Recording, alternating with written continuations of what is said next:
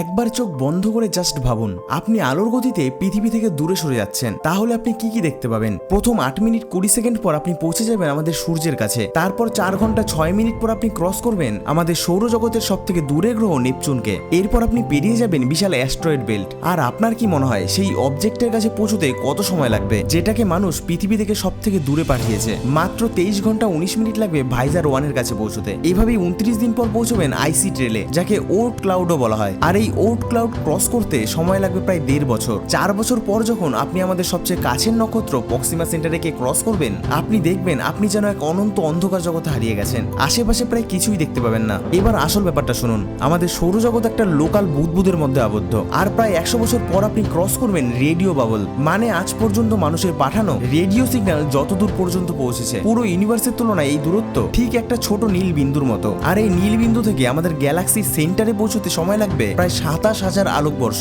এরপর আরো 50,000 বছর সময় লাগবে গ্যালাক্সির সেন্টার থেকে একদম শেষ পর্যন্ত পৌঁছতে।